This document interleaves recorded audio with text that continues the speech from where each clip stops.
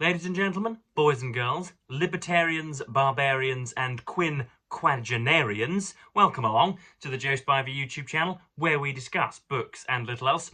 And it is with the greatest pleasure, but the least tolerable satisfaction, that I announce that I finally have my favourite, I've finally found, at least, or allocated to myself, a favourite and uppermost historical event. I have been looking for ages and ages and ages for the event which would excite my interest and yeah, as I say, spark my interest and allow me to purchase you know, at least 30 or 40 books on the subject. You have people who obsess with the Battle of the attack on Pearl Harbor, some people who obsess with 9/11 or Lee Harvey Oswald's pot shots at Dealey Plaza in 1963.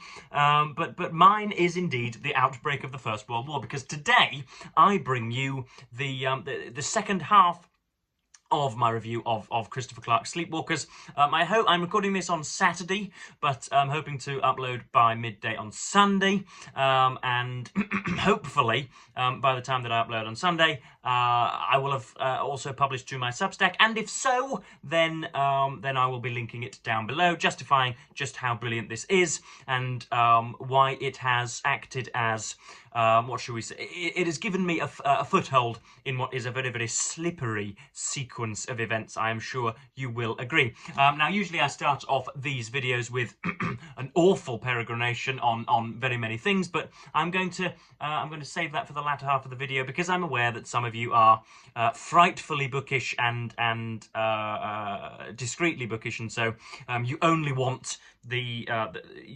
material between the two covers alluded to, and you don't want to know about you know, back injuries or you know, Moroccan tea trays or whatever it is that I throw in at the beginning. So we'll begin at the beginning and get on with my review.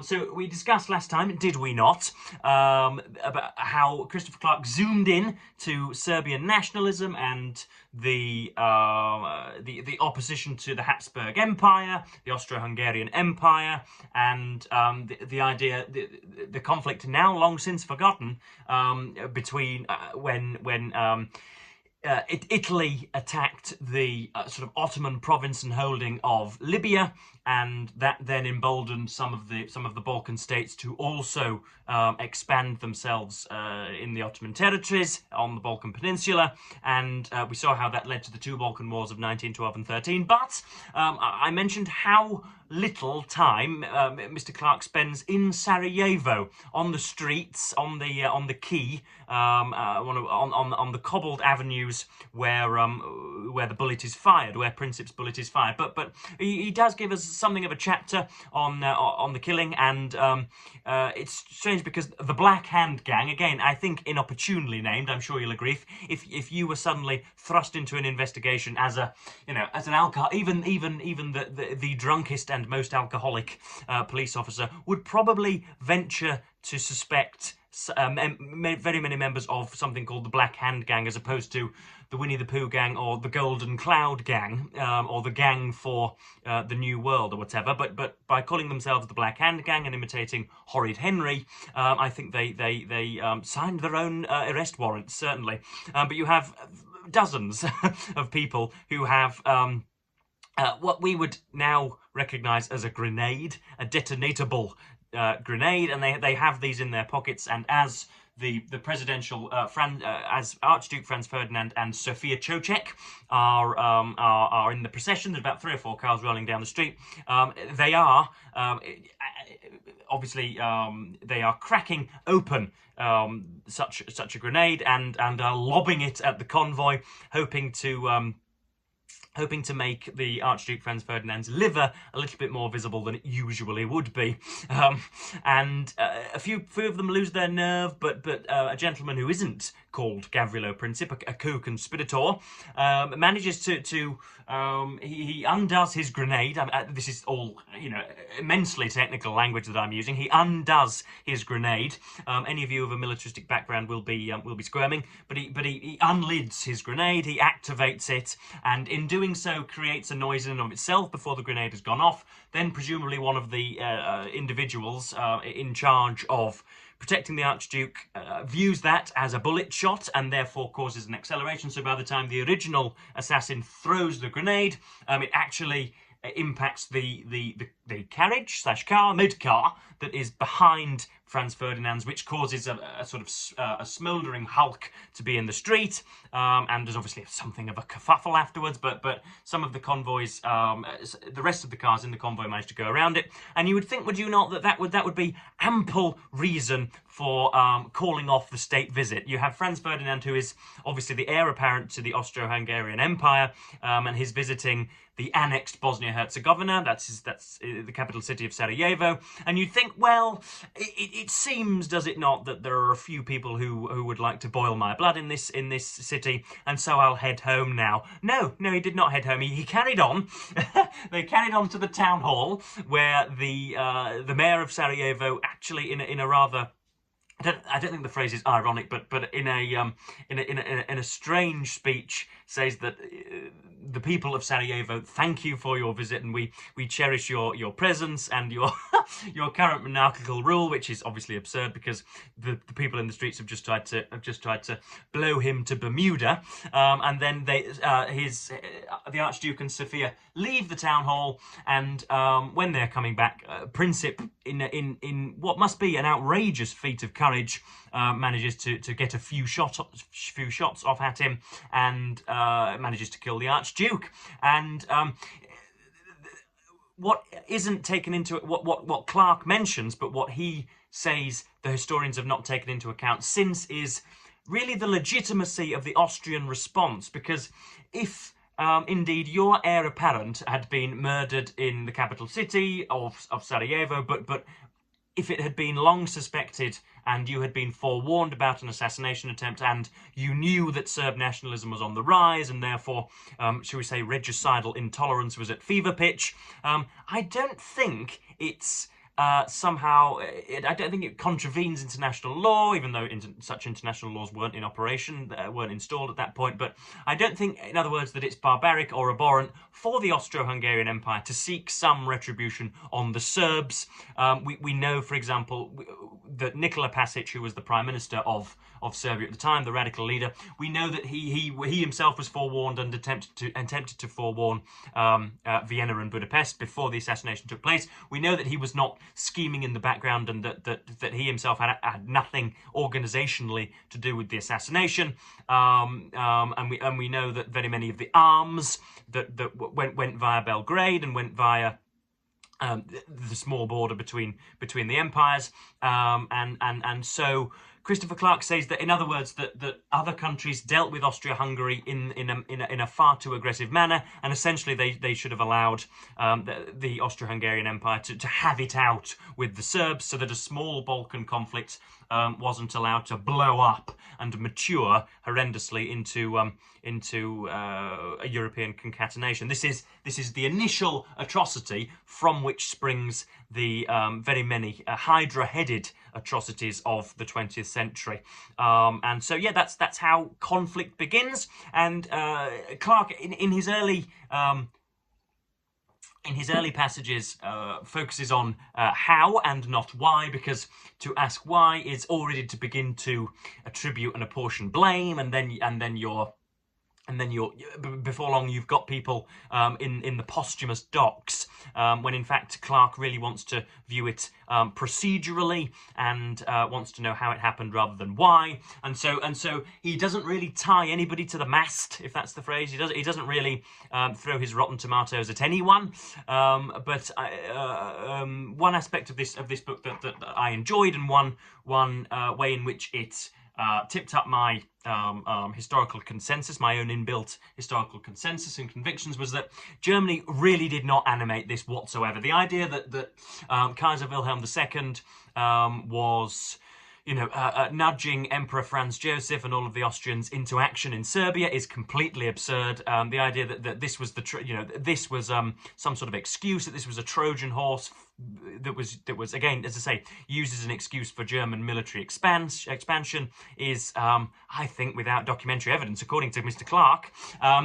He doesn't state it out loud, but he really puts most of the aggression on the side of St. Petersburg and Russia, who, of course, see that they are in competition with the Austro-Hungarian Empire for preeminence in that area. They are very, very concerned with the Turkish Straits and with the receding Ottoman Empire and the imperial advantages that would bestow upon them, and so they have immense interest in there. And they are the individuals who, seemingly, again in here, and I'm sure in the 45 books which I read in the next few months and years about this subject will both refute and expound those theories in equal measure, that Russia was at least, shall we say, a primary instigator of such a thing. And one thing I did also want to, just before we get into the passages that I've picked out, if I can warm up my laptop and if I can avoid notifications telling me that there are lusty Lithuanians in my area. Strange, isn't it? They must be nomadic, those lusty Lithuanians, because they're in my area when I'm in Hull. They're in my area when I'm in Derbyshire. They'd probably be in my area if I was on the plains of Saturn. But yeah, we have a European map here of the period 1914.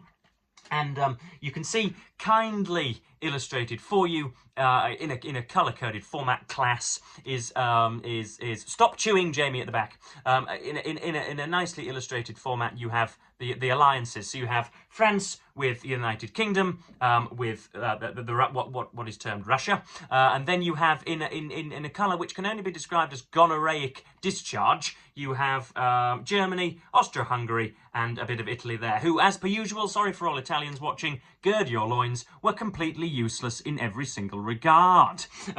So those are the alliances, and you can see if I just move in here, you've got Serbia there, who are seen to have facilitated an attack on the heir apparent of Austria-Hungary. You've got Russia there, who are interested in Serb nationalism and have some sort of national corroboration with Serbia as Slavs, and so if Austria-Hungary are going to attack Serbia, Russia are going to mobilize against the Austro-Hungarian Empire. The Germans aren't going to like that, are going to have to come in and help them, and there indeed, and then the French are going to mobilize against those guys, and the Germans are going to go through Belgium to France, and then of course, because France are involved, the United Kingdom now have to come to their aid as well.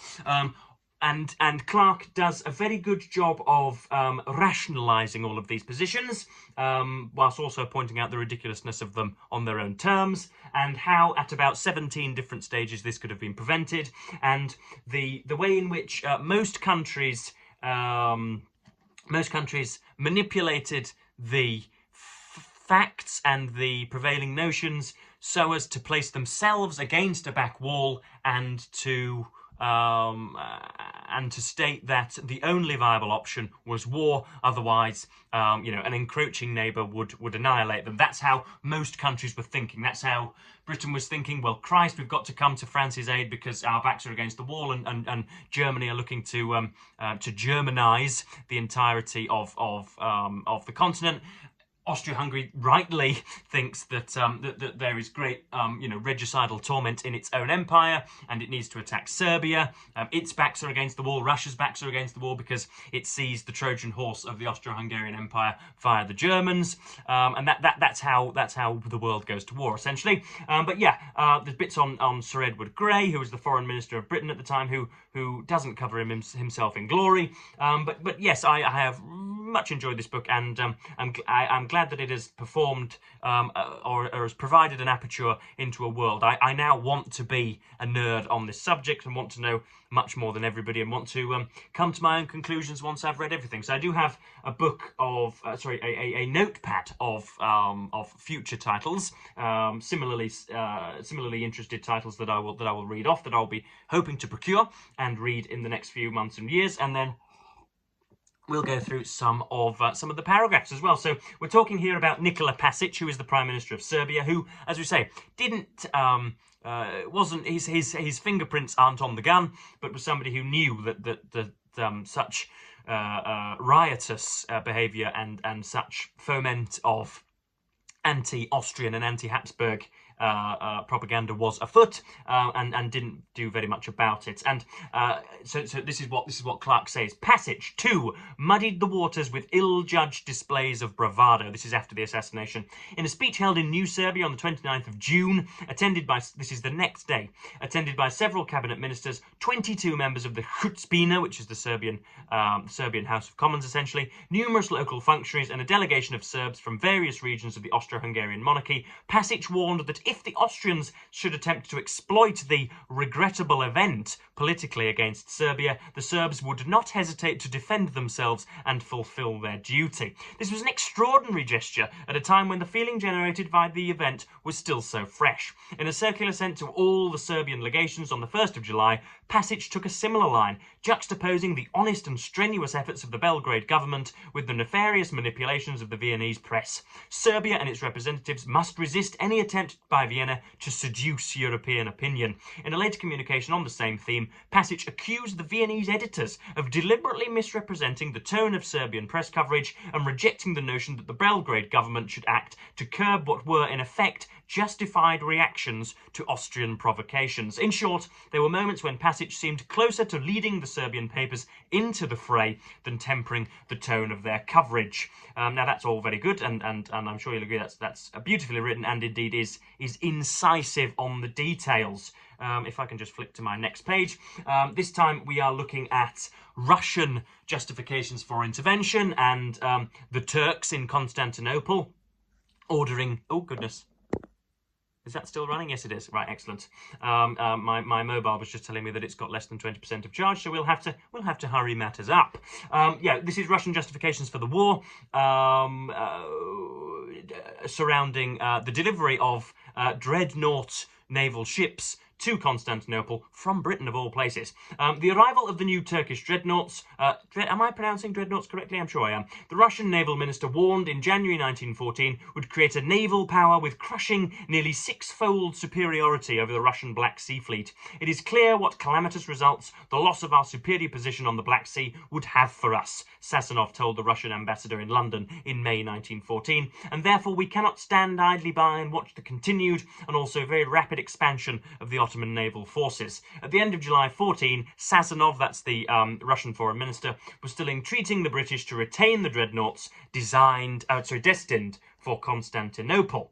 So there you have some more reasoning, and if we can get to the next page as well, we look at Sir Edward Grey, who, as I say, doesn't cover himself in glory, and he is fighting against the Conservatives in opposition, capital C Conservatives in opposition, who obviously bridle at Irish Home Rule, which is really the issue that is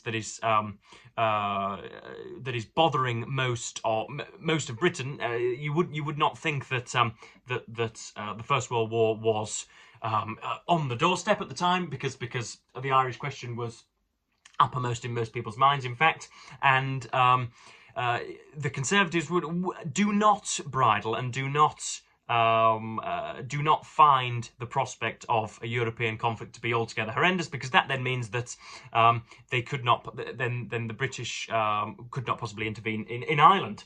So this is talking about Grey and his meetings with some of the foreign leaders. Finally, had Grey been interested in adopting an impartial approach to the admittedly tangled problem of mediation and localization, he might have wished to examine closely the strengths and weaknesses of the Austrian case against Serbia, and to prevent Russian countermeasures that were certain to trigger a broader conflict. But he did nothing of the kind. At his meeting with Benkendorf on the 8th of July, and at various points thereafter, Grey had, after all, acquiesced in the Russian view that a Serbian war inevitably meant a European war. And so that's probably all I want to share with you. There are hundreds and hundreds of further quotations, which I hopefully will include some of them in my Substack piece. But yeah, that's Christopher Clark's Sleepwalkers, an absolute hearty recommend. It's 550 odd pages with hefty notes in the back, and you get from those notes and from that bibliography you get very many recommendations for further reading should you want to scurry ever deeper. So I do have books on the outbreak of World War I. Got myself a list down here. We've got Catastrophe, Europe Goes to War in 1914 by Max Hastings, Europe's Last Summer by David Fromkin, The Rise of the Anglo-German Antagonism by Paul Kennedy, Stealing Horses to Great Applause by Paul Schroeder, and I do believe that came out 3 days ago, believe it or not, how timely. Germany and the Causes of the First World War by Dr. Mark Hewitson. The Russian Origins of the First World War by Sean McMeekin. The Origins of the First World War, Controversies and Consensus by Annika Mombauer. The Pity of War by Niall Ferguson. And if we just get the back, Germany's Aims in the First World War by Fritz Fischer. Now, the reason I turned that page is because there is an official school of history. It's called the Fischer School, I think, or the Fischer mentality, which supposes that Germany were the key and readiest instigators of the First World War, and this has now been viewed, this own particular historical examination or methodology has been viewed as some sort of apologia for Nazism, or at least some way of rationalising Nazism, and because the Germans are so very sorry for World War II, they are more than happy to blame themselves for World War I. But it struck me as crazy that what is it? Section 231 of the Versailles Treaty, a few years later, ordered the payment of tens of billions of reparations for Germany after the war was won or lost, depending on perspectives, and obviously we know that was something of a contributing factor to greater muscular nationalism in Germany further into the 20th century. But these are matters for different days. I do have a word of the book, folks, as well, if indeed we're wanting that today. And this one is I'm afraid it's not going to be one that you can use in a wider context very often. It's what should we say? It is implausibly specific. We've got the word morganatic, M-O-R-G-A-N-A-T-I-C, which is relating to a marriage. So you have a morganatic marriage, relating to a marriage in which neither the spouse of lower rank or any children have claim to the spouse's possession. So that's it, morganatic. Say that back with me. But yeah, that's Christopher Clark's book, and I'm writing about it just now. I'll finish my Substack piece, This Art Unknown, and then I will go on to Alex Chadwick, Dark Like Under, and I'm writing about this for Open Letters, so you will not hear my thoughts on here because I do not work for two publications at once, or I do not release my thoughts in two rivulets at once. But I'll tell you when I'm finished, and I might give you 2 or 3 adjectives. You know I can't resist an incisive adjective when they reveal themselves to me. So that's Dark Like Under. I promise that my copy isn't actually worn. It's like that. It's supposed to be. I don't really know. Is it worn by the sun? I don't know. It seems to be sunned out there, doesn't it? But yeah, that's that, folks. And yeah, I'm going to go watch some of the Premier League football this afternoon. And yeah, I wanted to discuss rugby league, which obviously is the Northern Preserve over here. Hulkingston Rovers did indeed get the victory over Wakefield Trinity on Thursday night. It was another scrape, and we have lost our talisman and our, simply put, our best player, our most able player, Mikey Lewis. He scored a try, but in doing so, rose from the melee with what looks like ankle strain, and rumour has it that he's going to be out for some time. So we'll see. Are we a one-man team, or can we summon success from elsewhere? Who knows? But Hull FC, who won last week, our noisy neighbours, our sclerotic, not sclerotic, that's the wrong phrase, our pestilential neighbours were playing the champions Wigan Warriors last night. They were gathered, 14,000 of them were in the stadium thinking, ooh, we're going to do well, we're going to win. And they were finger blasted, to put it rather demotically. They were destroyed by 46 points to 4, and so all hope has been wrought asunder, which is double thumbs up here. I know that I've rejected the language of demonization, which so often characterizes, or dehumanization, which so often characterizes political discourse nowadays. But these people are indeed less than us. These Hull FC supporters in their black and white jerseys are less than us.